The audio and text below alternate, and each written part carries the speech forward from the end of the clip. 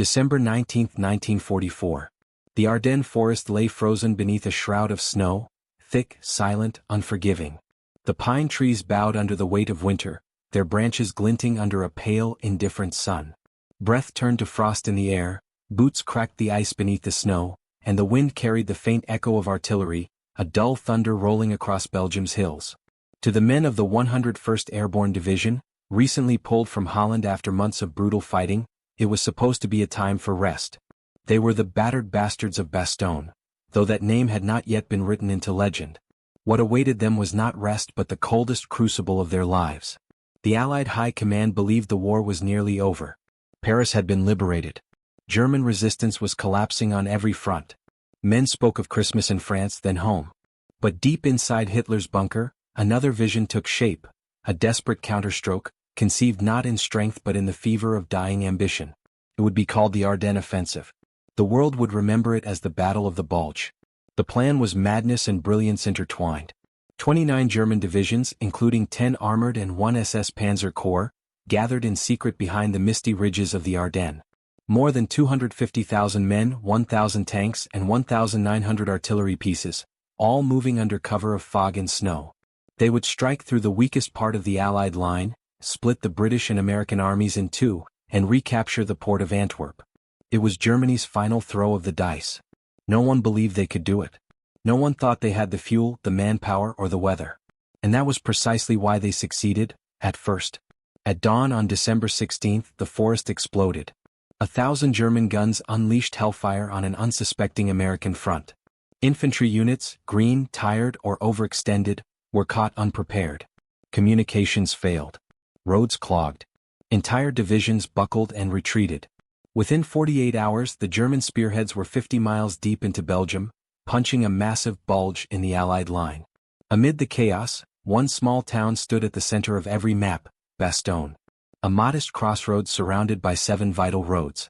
Whoever held Bastogne controlled the movement of men and armor through the Ardennes. The Germans knew it. So did the Americans. And that's why the 101st Airborne Division, led by Brigadier General Anthony McAuliffe, was ordered to hold it, at all costs. They moved fast, faster than the snow could fall. Trucks from the Red Ball Express, their tires wrapped in chains, carried the paratroopers through the frozen night. Men clutched rifles to their chests, faces hidden under scarves, breath clouding inside open trucks. They had no winter uniforms. No heavy artillery. No tank support. What they did have was something the enemy could never measure: training, camaraderie, and the stubborn pride of the airborne. As they rolled into Bastogne, German columns were already converging from the north, south, and east. Towns that had been American yesterday were German again by morning. Civilians fled westward in carts and on foot, their faces gray with cold and fear. The road signs, all in French, became meaningless under the fog of war. The paratroopers dug in. Foxholes froze. Ammunition was rationed. The wounded were kept in the cellar of Bastogne's seminary, candlelit rooms where doctors worked with morphine and faith. But here lies the contradiction that would define this battle, and the mystery at the heart of our story. Why would elite American paratroopers, among the most mobile, aggressive units of the U.S. Army, allow themselves to be surrounded? The Germans had encircled Bastogne by December 21st. 7 roads cut off. Supplies dwindled. The temperature dropped to -20 degrees Celsius. The 101st was trapped, as newspapers would later say. And yet, inside that frozen ring, a different kind of warfare was unfolding. One built not on retreat but on endurance. Because what looked like a trap to the world was, in fact, a choice. McAuliffe and his officers understood the terrain, the timing, and the deeper geometry of the Ardennes. The German advance had overextended itself. The Panzer divisions were running low on fuel and time. If the 101st held Bastogne, even while surrounded, they would choke the arteries of the entire offensive. The Germans would be forced to waste men and tanks trying to crush a single strongpoint, while General George S. Patton's Third Army maneuvered north to break the siege. So the paratroopers stayed. They fought from cellars, from hedgerows, from frozen woods. They let themselves be trapped, to become bait for an army twice their size. The irony was brutal. The Germans believed they had victory in their grasp. Reports to Berlin spoke of an American division annihilated. Propaganda declared Bastogne encircled and doomed. But beneath the snow, among the shattered trees, another reality took form. The 101st was not waiting for rescue, they were fighting a holding war. Each skirmish delayed a column. Each night bought another hour. The enemy's strength was bleeding away mile by mile, tank by tank. Even as German armor surrounded them, 5 panzer divisions including the elite 2nd Panzer and Panzer Lehr, ground toward Bastogne, the Americans refused to surrender. When the German commander sent a demand for capitulation, McAuliffe's reply became immortal in military history. To the German commander, nuts. The message was delivered word for word. The Germans did not understand the slang, but the meaning was clear. The trap had been set, and it would soon spring in reverse. Beyond the perimeter, Patton's men were on the move. In an operational miracle, the Third Army pivoted 90 degrees north in just 3 days, an unheard-of maneuver in winter conditions. Engineers rebuilt roads overnight. Tank crews slept in motion. Chaplains rode beside machine guns. The race to Bastogne had begun. Meanwhile, within the siege, American paratroopers held the line at places like Foy, Noville, and Marvy. Foxholes became fortresses. Mortars were dragged by hand through snow. Medics worked without bandages. Pilots from the 9 Tactical Air Command braved clouds and flak to drop supplies when the weather cleared. Every man in Bastogne understood. Their suffering was the fulcrum of the war's last great gamble. If they broke, the Germans would drive to the Meuse River and split the Allied armies in two. Europe might burn for another year. Letters written during those days revealed the heart of the siege. Private First Class James Hatcher wrote to his wife, "It's cold enough to freeze the blood in your veins. But the boys are steady. We ain't beat, not by a long sight." In another foxhole, Sergeant Frank Deal scribbled into his diary, "They say we're surrounded. That's fine. It means we can shoot in every direction." The words were humor on the edge of despair, the American spirit distilled into gallows wit. The longer the siege lasted, the more the balance shifted. German tanks burned fuel they could not replace.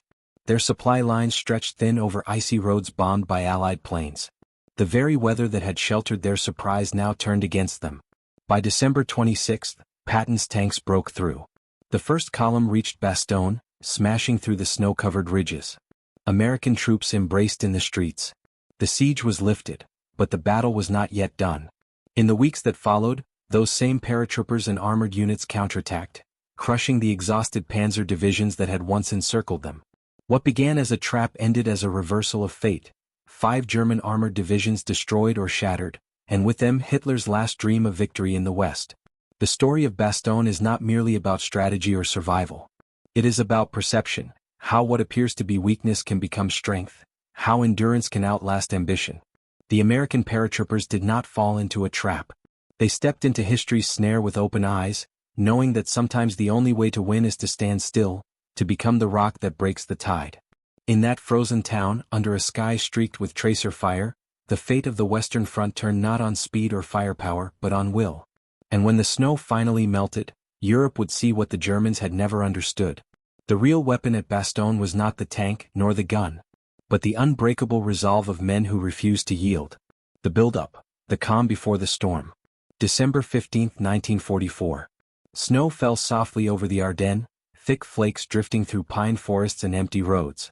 The front seemed quiet. Too quiet. American troops, exhausted from months of relentless advance since D-Day, believed the Germans were finished. Across the Allied line from Monschau to Echternach, new divisions of inexperienced soldiers, the 106th Infantry, the 28th Division, the 9th Armored, were stationed to hold the line. They called it a ghost front. Few expected combat. Commanders assumed the dense woods and rough terrain were unsuitable for tanks. But in the shadows of those same trees, the Wehrmacht was gathering the largest armored force it had assembled since 1941. Hitler's generals von Rundstedt, Model, and Manschufel had been ordered to strike west with overwhelming speed. Their objective, the Meuse River and then Antwerp, cutting off British and American forces in northern Europe. It was an audacious plan, a lightning war reborn from the ashes of defeat. At dawn on December 16, under a low ceiling of fog, the ground shook. More than 1,600 German artillery pieces opened fire, blasting the American lines into chaos.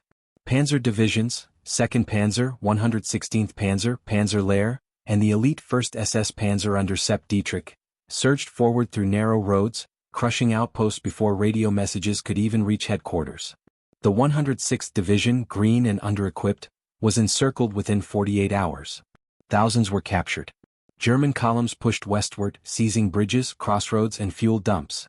And at the very center of the storm lay Bastogne, a small Belgian market town of 4,000 residents, surrounded by rolling hills and 7 vital roads. It was the heart of the Ardennes road network, the keystone in the entire offensive. Whoever held Bastogne controlled movement through the forest. As reports of the German breakthrough reached Eisenhower's headquarters in Versailles, chaos spread across Allied maps. No one knew how far the Germans had gone. Rumors spoke of paratroopers behind the lines, of SS troops disguised as Americans. Panic whispered across command posts. At Reims, General Dwight D. Eisenhower convened his top field commanders. "The Germans have achieved a penetration," he said calmly. "We will now fight on the flanks and cut them off." The order went out to one man whose troops were always ready to move, Lieutenant General George S. Patton, Jr. In his notebook, Patton wrote one word: Bastogne. ICT-2, the mobilization, into the frozen hell. Within hours, trucks were rolling north. The 101st Airborne Division, still recovering from its campaign in Holland, was ordered to move immediately, without winter gear, heavy artillery, or proper resupply. At Mormillon-le-Grand, men were awakened in the dark. "Grab your gear," an officer shouted. "We're moving out." Some thought it was another exercise. Others knew better. In open trucks, exposed to sleet and wind, the paratroopers traveled through the night. They were joined by elements of the 10th Armored Division, whose tanks clattered across icy roads. Civilians waved from doorways, faces pale in the cold as convoys roared past. When they reached Bastogne on December 18, they found confusion. Refugees poured through the streets. Engineers were hastily building defenses. And on the horizon, the rumble of artillery echoed, growing closer each hour. Colonel Ned Moore of the 502nd Parachute Infantry Regiment issued a simple order: "Dig deep. They're coming." By nightfall, the paratroopers spread out around the town, 502nd to the north, 327th Glider Infantry to the south, 506th PIR, the Band of Brothers, to the east. Their foxholes froze solid before they were even finished. They had no tanks of their own. The 10th Armored Division's Combat Command B, about 20 Shermans and 18 tank destroyers, formed the only mobile defense. Ammunition was scarce. Artillery was limited to what could be dragged in by jeep. The men joked grimly about their predicament. Private Joe Toy muttered, "They've got us surrounded, the poor bastards." That night, the first German patrols tested the lines. Bursts of machine gun fire echoed through the pines. Flares arced into the snow-choked sky, revealing ghostly shapes of trees and men. Bastogne had become the anvil upon which Hitler's final gamble would shatter. ICT-3, the turning point, choosing to be trapped. By December 21, the German ring was closed. The 2nd Panzer Division had cut the last road to the south. Bastogne was surrounded. Inside the perimeter, General McAuliffe gathered his officers in a cellar beneath the seminary building. Maps were spread across a table lit by a single candle. Reports came in from all sides: ammunition nearly gone, casualties mounting, temperatures dropping below zero. McAuliffe spoke quietly but firmly. "Gentlemen, we are completely surrounded. That simplifies our problem. We can attack in any direction." It was not bravado. It was strategy. Holding Bastogne forced the Germans to divert massive forces from their main thrust toward the Meuse. Each day the paratroopers held out, the German timetable slipped further into ruin. The American command, Patton's Third Army, was already moving to relieve them. In one of the most remarkable operational pivots in military history, Patton redirected his entire army 90 degrees north through snow and ice. Thousands of trucks, tanks and artillery pieces turned overnight. Meanwhile, inside Bastogne, the defenders transformed scarcity into strength. They built overlapping fields of fire, mined crossroads, and used the terrain, wooded ridges and narrow valleys, to channel German armor into kill zones. The 705th Tank Destroyer Battalion, equipped with M18 Hellcats, darted between positions, ambushing panzers at close range. When German infantry attempted to infiltrate through the woods, paratroopers waited with mortars and rifles until they were almost within whispering distance. Every attack was met with ferocious resistance. And still the snow fell. ACT-4, the confrontation, nuts. At dawn on December 22, a white flag appeared on the eastern road. 2 German officers, impeccably dressed, were escorted into McAuliffe's headquarters. They carried a typewritten message. To the U.S. commander of Bastogne. The fortune of war is changing. There is only one possibility to save the encircled U.S. troops from total annihilation. that is the honorable surrender of the town. If this proposal should be rejected, 1 German artillery corps and 6 heavy AA battalions are ready to annihilate the U.S. troops. The order for firing will be given immediately after this 2-hour term. McAuliffe read it, snorted and tossed it aside. When his staff asked for his reply, he said simply, "Nuts." The single word, typed and delivered back to the German officers, confused them at first. An interpreter explained. In plain English it means, "Go to hell." The laughter that followed was brief but contagious. It was a spark of defiance that kept morale alive through the coldest night of the siege. That evening German artillery opened up, thousands of shells raining down on the town. Buildings burned. Civilians hid in cellars. But the lines held. Radio transmissions crackled through the static. Still holding. All positions secure. From the outside Bastogne appeared doomed. Inside it had become a fortress of belief. CCTV, the human element, voices in the snow. The siege dragged on for days. Food ran out. Medical supplies vanished. Men tore pages from Bibles to roll cigarettes. The wounded filled makeshift hospitals, school basements, churches, barns. Nurses of the 101st Airborne's medical company, led by Lieutenant Mary Roberts, worked by candlelight, wrapping frozen limbs with strips of parachute silk. In foxholes, soldiers burned rifle stocks for warmth. Their boots froze solid. Frostbite crippled hundreds. Yet letters home spoke not of despair but of duty. Private Richard Cowan wrote to his mother, "If you don't hear from me for a while, don't worry. We're doing fine. It's just a little cold."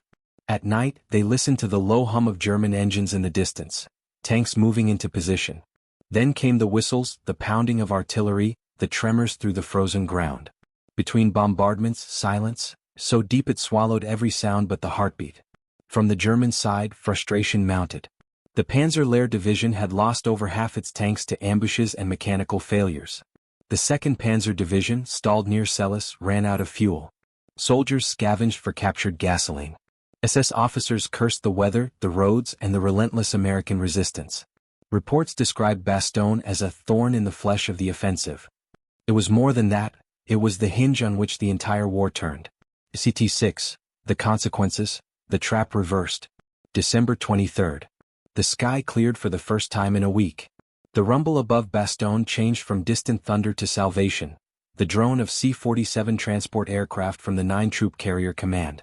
Parachutes blossomed in the blue, red, green, yellow, carrying food, ammunition and medical kits. The men cheered through tears and frost. That same day, P-47 Thunderbolts roared overhead, strafing German convoys and blasting tanks caught on frozen roads. The siege was no longer one-sided. Patton's Third Army was closing in. The 4th Armored Division, commanded by General Hugh Gaffey, led the assault north through snowdrifts and minefields. Every mile was fought for. On December 26th, Sergeant Oswald Butler of the 37th Tank Battalion peered through his periscope and saw the church steeple of Bastogne. The 1st Sherman broke through the German lines at Assenois and rolled into town. The men of the 101st cheered, their voices hoarse with disbelief and relief. The siege was broken. But the trap had not yet fully closed, it had turned outward. Over the next weeks, the Allied counteroffensive ground the German advance into ruin. The 2nd Panzer Division lost over 85% of its armor. Panzer Lehr ceased to exist as a coherent force. The 26th Volksgrenadier Division was annihilated. In total, 5 German panzer divisions were destroyed or rendered combat ineffective. The German dream of splitting the Allies was over. The Ardennes offensive, Hitler's last gamble, had failed. CT7, the reflection, the weapon of will. In the aftermath, reporters entered Bastogne and found a town half buried under rubble and snow. Church bells hung silent. The streets were lined with burnt-out tanks and the frozen bodies of men who had fought to the end. General Eisenhower visited the front and said simply, "They gave their country and the world a Christmas present." Historians would later debate the numbers, 90,000 American casualties over 100,000 German, but what mattered was not arithmetic. It was endurance. The 101st had not been rescued, as McAuliffe famously reminded reporters. "We didn't need to be rescued," he said. "We were just given more ammo." Bastogne became legend, not for the victory alone, but for the paradox it embodied, that sometimes the strongest act of war is to stand still, surrounded, unyielding, and wait for the enemy to break himself against you. Closing transition. From the frozen woods of Belgium to the corridors of power in Berlin, the message was clear. Germany had spent its last strength. The war would end within months. But for those who stood at Bastogne, it was never about grand strategy or politics. It was about survival, brotherhood, and belief, the invisible line that holds men together when the world around them collapses. The paratroopers had let themselves be trapped, and in doing so they trapped the enemy's fate. When the smoke finally lifted over Bastogne, what remained was not victory in the traditional sense, it was survival written in frost and fire. The snowdrifts covered more than bodies, they buried illusions. The Ardennes had revealed the truth about modern war, that technology, strategy, and ambition crumble before one unquantifiable force, the human will to endure. Bastogne was a crossroads not only of 7 roads in Belgium, but of civilization itself, where faith confronted mechanized destruction, and ordinary men carried the weight of nations. The 101st Airborne had entered Bastogne as soldiers. They left as symbols. Their defiance in the face of annihilation became a message heard far beyond Europe's battlefields, that courage could still outlast despair, even in the coldest winter of history. The aftermath, the price of defiance. When Patton's columns rolled in and the siege was lifted, the town was a ruin of ice and rubble. Churches were shattered, roofs collapsed, and the air stank of smoke, blood, and frozen diesel. In the cellars beneath Bastogne, doctors still worked among the wounded, now silent with exhaustion. For the paratroopers there was no time to rest. Within days they were ordered to pursue the retreating enemy. The victory they had earned gave them no reprieve, it only led to more mud, more cold, more loss. Over 19,000 Americans had died in the Battle of the Bulge. 5 German Panzer divisions had been destroyed, but at an unbearable cost. The fields around Foy, Nouville, and Bizery became white graveyards marked by helmets and rifle crosses. Yet among the survivors a quiet pride endured, not in triumph but in transformation. They had been surrounded, frozen, outnumbered, and still they had not broken. Years later, when journalists asked veterans what sustained them, most could not explain it. They spoke of buddies, of duty, of something invisible that held them steady. One said simply, "We were too cold to quit."